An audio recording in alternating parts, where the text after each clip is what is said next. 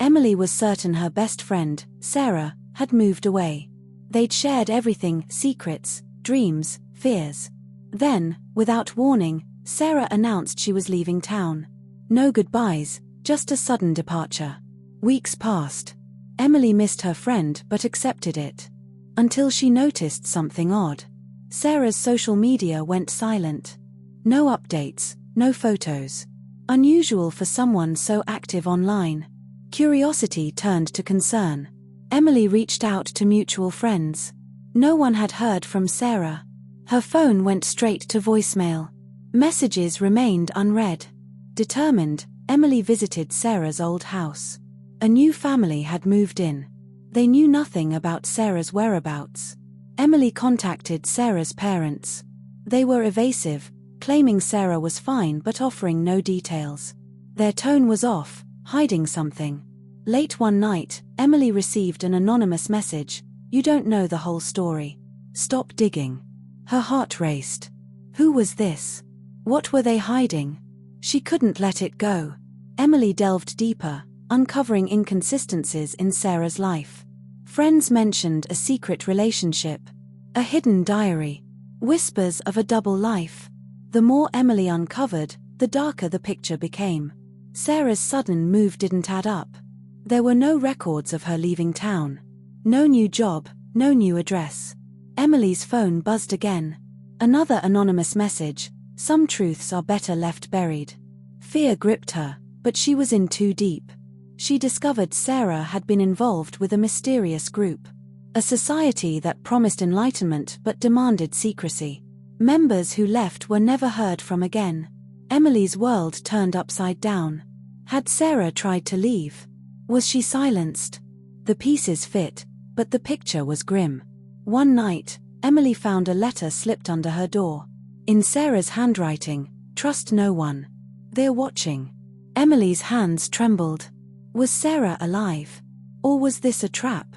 Determined to find the truth, Emily prepared to confront the group. But as she stepped outside, a black car idled at the curb. The window rolled down, and a voice whispered, "Get in. We need to talk about Sarah."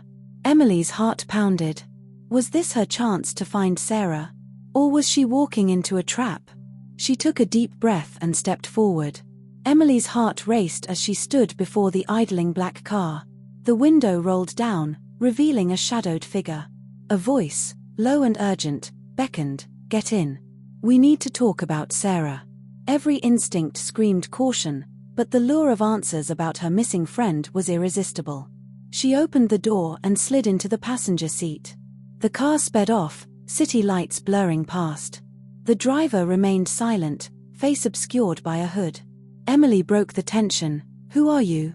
"A friend," the driver replied. "Someone who knows the truth about Sarah." Emily's pulse quickened. "Is she alive?" The driver hesitated. She was, until she tried to leave. "Leave what?" "The order," the driver said, voice barely above a whisper. Emily's mind raced. She'd heard rumors of a secretive group in the city, but dismissed them as urban legends. Sarah got involved deeper than she realized, the driver continued. When she wanted out, they silenced her. A chill ran down Emily's spine. "Why are you telling me this?" "Because you're next," the driver said, eyes locking onto hers. Before Emily could respond, the car screeched to a halt. "Get out. Now." Confused and terrified, Emily stumbled out. The car sped away, leaving her alone in the darkened street. Her phone buzzed. A new message: "Stop looking for Sarah. Or else." Determination overrode fear. Emily knew she was in danger, but she couldn't abandon her friend. She had to uncover the truth, no matter the cost. Determined to follow this lead, Emily drove to the neighboring town of Crestwood. After hours of searching, she found herself in front of a quaint little bookstore. Inside, an elderly man with a kind face greeted her. "Can I help you find something?" he asked. "I'm looking for someone who might have information about a group called the Order," Emily replied cautiously. The man's expression changed, a flicker of recognition in his eyes. He glanced around nervously before motioning for her to follow him to a back room. Once inside, he closed the door and whispered, I haven't heard that name in years. It's dangerous to even mention them. Emily explained her situation, her voice trembling as she recounted Sarah's disappearance and the mysterious warnings she'd received. The man sighed deeply. I was once part of the Order. They present themselves as a group seeking enlightenment, but it's a facade. When I tried to leave, they threatened me. I had to fake my own death to escape. Emily's eyes widened. Do you think Sarah tried to leave too? It's possible, he replied. Once you're in, leaving is not an option. They have eyes everywhere. As they spoke, Emily noticed a photograph on the wall, a group picture with Sarah among them. Her heart ached, realizing how deep her friend had been involved. The man handed her a small, worn notebook. This contains information about their rituals and locations.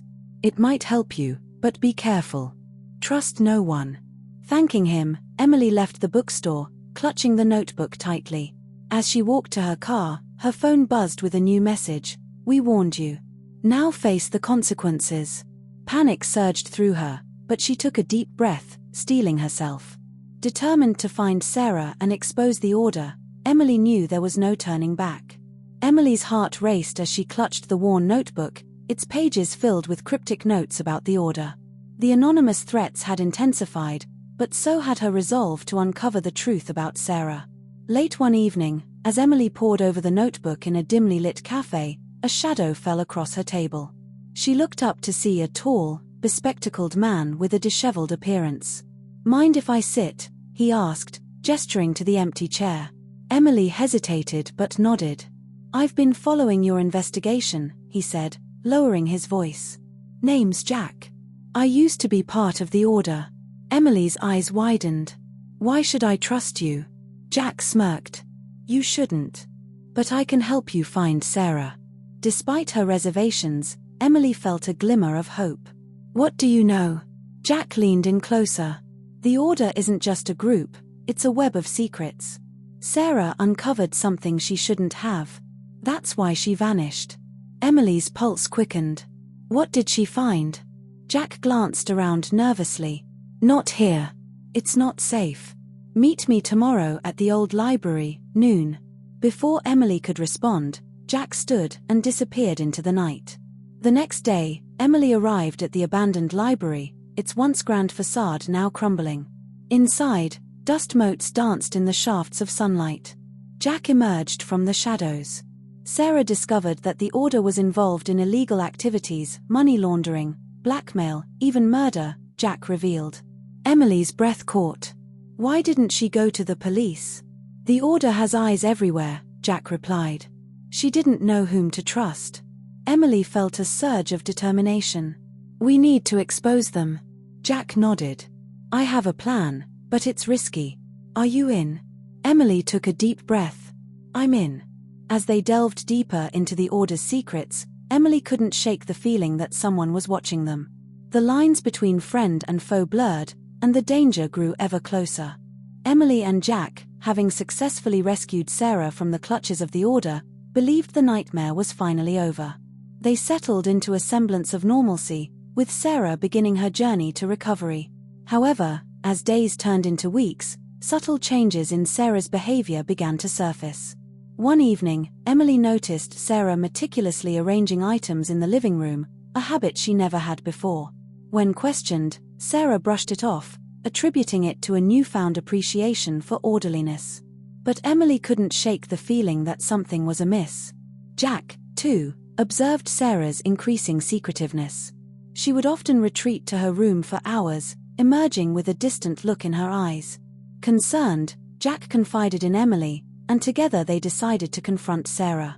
During the confrontation, Sarah revealed that during her captivity, the Order had subjected her to psychological conditioning, attempting to indoctrinate her into their beliefs. While she had outwardly resisted, fragments of their teachings had insidiously taken root in her subconscious. Determined to help Sarah break free from the Order's lingering influence, Emily and Jack sought the assistance of a renowned psychologist specializing in deprogramming cult victims. The sessions were intense, unearthing deeply buried traumas and fears. As Sarah delved deeper into her psyche, she uncovered a repressed memory, a clandestine meeting between the Order's leaders, discussing a sleeper agent planted within their group. The realization sent chills down her spine. Emily and Jack, now more vigilant than ever, began to scrutinize their surroundings. They discovered subtle signs that someone had been monitoring them, unfamiliar footprints around their property, mysterious phone calls that ended abruptly, and encrypted messages left on their devices. The trio decided to take the evidence to the authorities, hoping to dismantle the order once and for all. However, upon presenting their findings, they were met with skepticism. The lack of concrete evidence and the secretive nature of the order made it difficult to take legal action. Frustrated but undeterred, Emily, Jack, and Sarah took matters into their own hands. They devised a plan to infiltrate the order's inner circle, aiming to gather irrefutable evidence of their illicit activities. Posing as potential recruits, Emily and Jack attended one of the order's clandestine gatherings, while Sarah, leveraging her prior knowledge, guided them through the intricate web of rituals and hierarchies. As they delved deeper, they uncovered a shocking truth. The order had infiltrated various levels of society, including law enforcement and government agencies. This explained the earlier reluctance of the authorities to act on their claims. Realizing the magnitude of the conspiracy, Emily, Jack, and Sarah knew they had to act swiftly. They gathered as much evidence as possible, documenting clandestine meetings, financial transactions, and the identities of key members. With their dossier complete, they reached out to a trusted investigative journalist known for exposing corruption.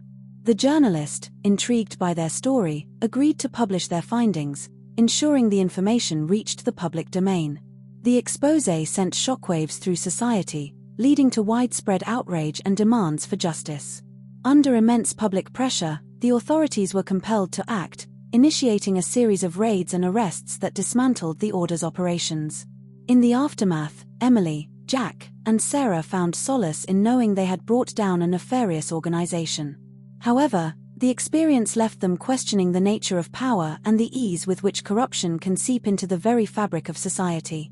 As they sat together, reflecting on their journey, a lingering question hung in the air. How many other clandestine organizations operate in the shadows, manipulating the world without anyone ever knowing?